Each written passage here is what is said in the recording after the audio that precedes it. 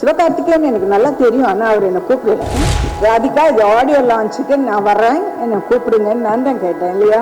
என் ராதிகாவை புகழ்ந்து எல்லாரும் பேசுறத நான் கேட்கணும். வணக்கம். எல்லாரும் படம் பார்த்துட்டு நிறைய பேசினாங்க, படத்தில் ஒர்க் பண்ணவங்கெல்லாம் பேசினாங்க. நான் அதாவது வந்து ஒரு விழாவுக்கு நம்ம போகும்போது ஒருத்தவங்களை நம்ம பற்றி புகழ்ந்து பேசுகிறோம், அவங்களுக்கு புகழ்ச்சி உண்டாக்குறோம். ஆனால் சில ஃபங்க்ஷனுக்கு வரும்போது தான் நமக்கு ஒரு புகழ் கிடைக்கும். அப்படிதான் நான் இது முன்னோட்டம் மட்டும்தான் பார்த்தேன், இந்த படத்தோட முன்னோட்டம் மட்டும்தான் நான் பார்த்தேன். பார்த்துட்டு எனக்கு நான் ஃபோன் பண்ணி கேட்டேன், எனக்கு சிவகார்த்திகேயன் கூப்பிடல, ஒருத்தரும் கூப்பிடல. ராதிகா இது ஆடியோ லான்ச்சுக்கு நான் வர்றேன், என்னை கூப்பிடுங்கன்னு நான் தான் கேட்டேன் இல்லையா. சிவகார்த்திகேயன் எனக்கு நல்லா தெரியும், ஆனால் அவர் என்னை கூப்பிடல. பட் வந்து ராதிகா நான் கேட்டு நான் வந்தேன். ஏன்னா என் ராதிகாவை புகழ்ந்து எல்லாரும் பேசுறத நான் கேட்கணும், அதுக்கு தான் நான் இங்கே வந்தேன். It's a very touching moment. ஒரு சின்ன நான் வர ராதிகான்னு சொன்னோன்னே எங்கள் வீட்டில் கேட்டாங்க, நீ படம் பார்த்தியா? ஏன்னா நான் ராதிகாலாம் வெளியில் வரோன்னா வீட்டில் கொஞ்சம் மிரட்டி அனுப்புவாங்க. நீ படம் பார்த்தியா? இல்லை நான் பார்க்கல. என்ன பேசுவேன்? நான் என்ன வேணால் பேசுவேன். ராதிகாவை பற்றி நான் என்ன வேணால் பேசுவேன். நான் படத்தை பார்த்து தான் பேசணும்னு கிடையாது, நான் பார்த்துட்டேன். ட்ரெய்லரை அவங்க எனக்கு அனுப்புனாங்க, நான் அத்தனை வாட்டி பார்த்தேன். ஒன்னொன்று ரசிச்சு பார்த்தேன். அவங்க அப்பாவை இதில் பார்த்தேன் நான். இப்போ இங்கே ஒரு ஃபோட்டோவில் ஏதோ அப்படி ஒரு லோ ஆங்கிள் ஒன்று அப்படியே, ஏன்னா அவங்க அப்பா கூட நடித்த அந்த தலைமுறையை சேர்ந்தவங்கள நானும் ஒருத்திங்கிற பெருமை எனக்கு உண்டு. அவங்க அப்பா நான் அங்கே பார்த்தேன், அவ்வளோ பெரிய நடிகர், அவருடைய லெகசியை அவங்க அழகாக கொண்டு வந்திருக்காங்க. ஒரு சின்ன பேக் ஸ்டோரி எனக்கு தெரியும், டைம் ஆச்சுன்னு. நான் சின்னதாக ஒன்று, ராதிகாவுக்கும் எனக்கு இன்னும் இவ்வளோ கனெக்ஷன் அப்படின்னா, ஒரே காம்பவுண்ட்குள்ளே 2 வீடு, நாங்கள் 2 ஃபேமிலிஸும் அங்கே ஒன்றா சின்ன வயசில் இருந்திருக்கோம். நான் கொஞ்சம் பெரிய பாப்பா, அவங்க ரொம்ப சின்ன பாப்பா. நான் எனக்கு ஃப்ரீயாக கிடச்ச ஒரு பொம்மையாக நினச்சி அவங்கள நான் இடுப்பில் தூக்கி வச்சுட்டே நிற்பேன். திடீர்னு ஊரை காலி பண்ணி அவங்க வேறு ஊருக்கு போயிட்டாங்க. இந்த பொம்மையை எங்கிட்டேருந்து எடுத்துகிட்டு போயிட்ட ஒரு ஃபீல் எனக்கு ரொம்ப வருஷம் இருந்தது.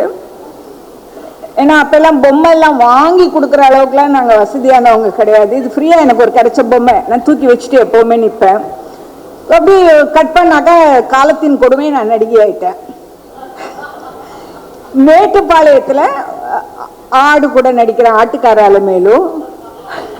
அப்போ கொரியோகிராஃபர் நம்ம டான்ஸ் மாஸ்டர் புலியூர் சரோஜா சித்தி சொன்னாங்க, ராதா அண்ணன் பொண்ணு நடிக்கிறாங்க, அந்த ஷூட்டிங்க்கு தான் நாங்கள் வந்திருக்கோம். எங்கள் அம்மா கேட்டாங்க, கீதா அவங்க பொண்ணா? ஆமாம். நம்ம போகலாம் ராதிகா போய் பார்த்தா ரயில் ட்ராக்ல தலையை வச்சுட்டு சிரிச்சிட்டு இருக்காங்க. ஸோ பார்த்தோன்னே என் பொம்மை திரும்பி கிடச்சிடுச்சுங்கிற ஒரு பெரிய சந்தோஷம் எனக்கு. இப்படி நான் பார்த்தேன் ராதிகாவை, இன்னைக்கு நான் இப்படி பார்க்குறேன். அவங்கள என்னை விட பெருமைப்படக்கூடியவங்க இருக்கிறதுக்கு வாய்ப்பே கிடையாது. அவங்க அம்மா இருந்தால் அவ்வளோ சந்தோஷப்பட்டிருப்பாங்களோ. நான் நிஜமாக ரொம்ப சந்தோஷம் எனக்கு. இந்த படத்தை பார்த்துட்டு எனக்கு அது எப்படி சொல்கிறதுன்னு எனக்கு உண்மையில எனக்கு புரியாது. ஏன்னா கமல் சார் எனக்கு ஒரு நாள் காலையில் ஃபோன் பண்ணார். ஃபோன் பண்ணிட்டு, அம்மா ராதிகாவுக்கு என்ன உடம்புக்கு அப்படின்னு கேட்டார். அப்போ அவங்க டெங்கு ஃபீவர், அவங்களுக்கு ஒன்றும் இல்லை சார், சரியாயிடுச்சு, வீட்டுக்கு வந்துடுவாங்க. நான் ட்ரெய்லர் பார்த்தேன், என்னம்மா நடிச்சிருக்குமா அந்த பொண்ணு, எனக்கு சொல்ல முடியல அப்படின்னாரு. அதாவது நான்லாம் கமல் சார் ஒரு நடிப்பு கடவுளாக பார்க்குறேன். நான் அவர் வாயால் அது சொல்கிறது போது எனக்கு அவ்வளோ சந்தோஷமாக இருந்தது. சார் ஒரு நிமிஷம் சார், நான் ராதிகா சொல்லிட்டு வந்துடுறேன், சீக்கிரம் வெளியில் வந்துடுவாங்க சார், இதை நான் சொன்னேன்னு சொல்லிட்டு நான் ஃபோன் பண்ணி சொன்னேன். She also so happy. இப்போ 4 நாளைக்கு முன்னாடி ஃபோன் பண்ணார், நான் படம் பார்த்தேன், ஐயோ என்னப்பா எப்படி நடிச்சிருக்கு, அப்படியே ஆத்மார்த்தமாக சொன்னார். நீ படம் பார்த்துட்டு எனக்கு ஃபோன் பண்ணி நீ சொல்லுவ பாரு, நீ சொல்லுவ அப்படின்னு சொன்னார். அவ்வளோ ஒரு சந்தோஷமாக இருந்தது. ராதிகா என்ன மாதிரி நீங்கள் எனக்கு ரொம்ப மனசு வருத்தம் ரொம்ப நாளைக்கு முன்னாடி எம்எஸ்விக்கு ஒரு ரெக்கக்னிஷனே கிடைக்கலையேன்னு நான் பல இடங்களில் நான் புலம்பியிருக்கேன். இப்போ அவர் வாழ்ந்த அந்த தெருவுக்கு அவருடைய பேரை வச்சுருக்காங்க. ரொம்ப சந்தோஷமாக இருந்தது.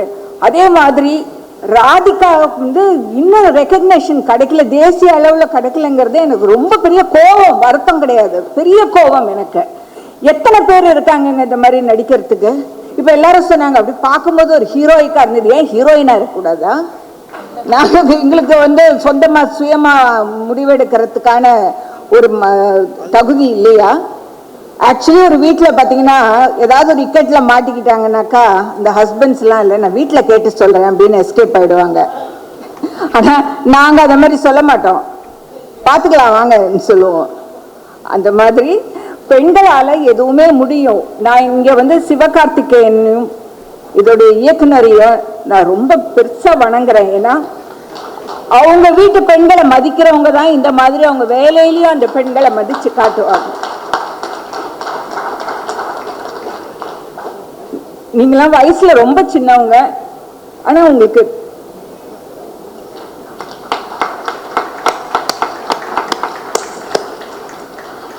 ராதிகாவுக்கு வந்து ரெகக்னேஷன் கிடைக்கல, நான் வருத்தப்பட்டிருக்கேன். இது ஒரு பெரிய ரெகக்னேஷன் அவங்களுடைய டேலண்ட்க்கு.